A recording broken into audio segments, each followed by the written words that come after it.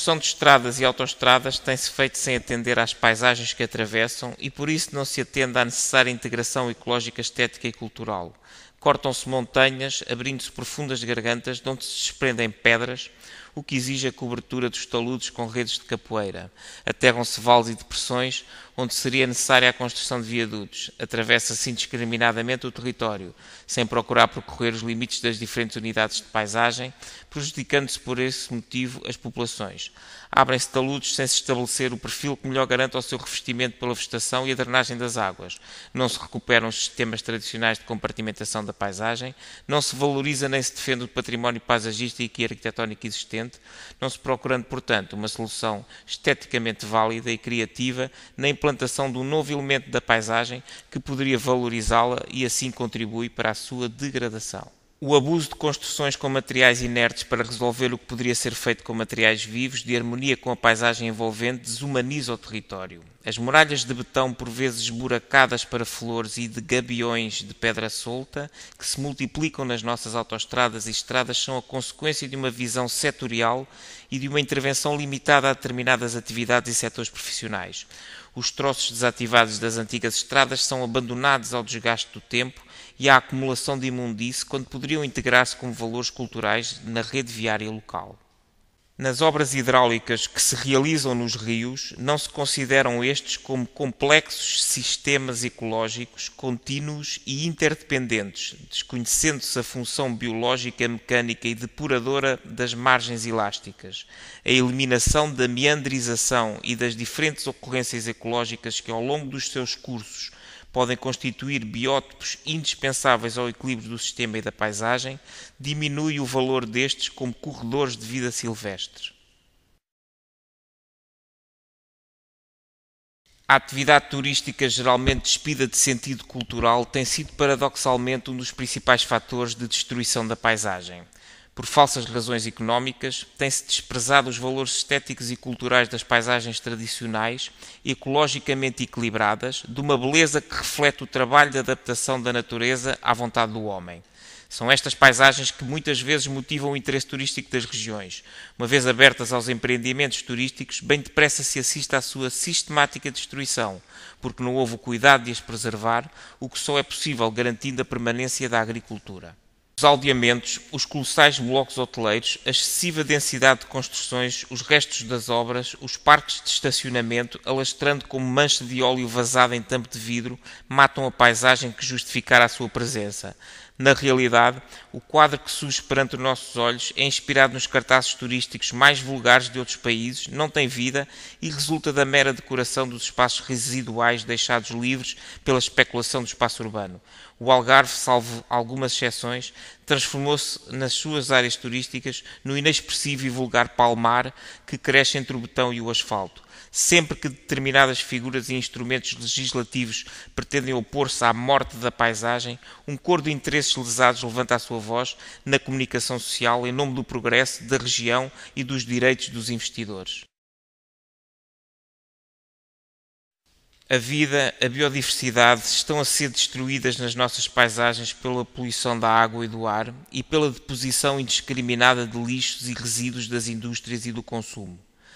Os cemitérios de veículos que ocupam as proximidades das principais estradas, a sucata acumulada em redor das fábricas, os desperdícios de toda a ordem que se acumulam em redor dos centros comerciais, os entulhos vazados ao longo das estradas constituem chagas que constantemente alastram por todo o lado e degradam a paisagem. Não são apenas aspectos panorâmicos e de beleza que estão em causa, mas também problemas de saúde pública, de ecologia devido à compactação e degradação do solo vivo e à destruição do coberto vegetal. Apesar de proibido no espaço rural, os grandes cartazes publicitários, alguns de autarquias e entidades públicas, estão a invadir a paisagem, comprometendo a sua integridade, beleza e escala. No espaço urbano, a invasão da publicidade ocultando ou impondo-se às belas panorâmicas, tapando as árvores, emoldurando com painéis contínuos os corredores de circulação, em lugar de ser um fator de valorização da vida urbana nos lugares próprios, está a destruir a paisagem em nome da imposição do consumo. tem sido o atual modelo de crescimento económico cujo objetivo é o de conseguir no mais curto intervalo de tempo a maior produção possível de bens materiais, exigindo a concorrência entre empresas, a causa mais profunda das desigualdades sociais, da dilapidação dos recursos e da degradação da vida que se vai traduzindo na morte das paisagens. Aquele modelo exige de facto simplificação das paisagens e uma política em que a intervenção no território se faz setorialmente, o que, como vimos, conduz à morte da paisagem e à degradação do ambiente. A paisagem, em lugar de ser a imagem e a expansão cultural da evolução da civilização, desagrega-se e desaparece, dando lugar ao caos e ao deserto. No nosso país, apesar das tentativas feitas para travar o processo e da legislação existente sobre ambiente, conservação da natureza e ordenamento do território, continua a verificar-se a gradual morte da paisagem. As obras públicas realizam-se sem atender às consequências dos empreendimentos e sem se integrarem numa visão global de ordenamento da paisagem que tenha por objetivo a instalação condigna das populações no território, o desenvolvimento das potencialidades regionais e a valorização da vida silvestre do espaço rural. A expansão urbana, como já se disse, realiza-se tendo apenas em atenção o lucro mais elevado possível, mesmo que as obras não se concluam ou que não tenham qualquer objetivo social. A agricultura tem por fim uma meta impossível de se atingir, a da sua existência depender da competitividade dos preços, como se fosse a produção o único objetivo que justifica tão importante atividade. O nosso país bem depressa será um corredor industrializado entre Braga e Setúbal, onde se concentrará a população, vivendo grande parte em condições marginais e infra-humanas e um imenso ermo no interior destinado ao recreio dos ricos e às monoculturas extensivas florestais, se prosseguirmos na aplicação do atual modelo de desenvolvimento económico. É um mini modelo do que se está a passar em muitos países subdesenvolvidos da África, Oriente e Américas, onde as megalópolis crescem desmesuradamente à custa do despovoamento dos campos e da exploração exaustiva dos recursos naturais. A morte da paisagem corresponde, no mundo de hoje, a uma excessiva concentração demográfica nas grandes metrópoles e a correspondente desumanização do território abandonado, sujeito desde então à dilapidação dos seus recursos naturais. As atuais migrações das populações dos países subdesenvolvidos, fugindo à fome e procurando trabalho nas grandes cidades, põem em causa todo o sistema social dos países ricos e industrializados, onde, por sua vez, o fosso entre ricos e pobres aumenta dia a dia. Os índices de crescimento económico deixaram de ter sentido como indicadores do bem-estar e da justiça. A morte da paisagem rural e a desumanização da cidade são diagnósticos seguros de que é necessário modificar todo o atual sistema económico e social.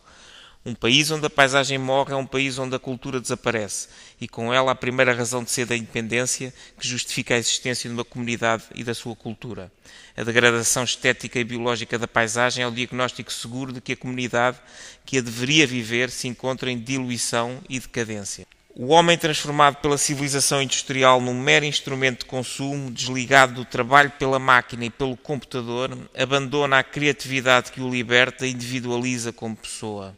As sociedades contemporâneas, interessadas mais no ter do que no ser, deixaram de entender a paisagem e de respeitar o funcionamento e a complexidade dos sistemas ecológicos.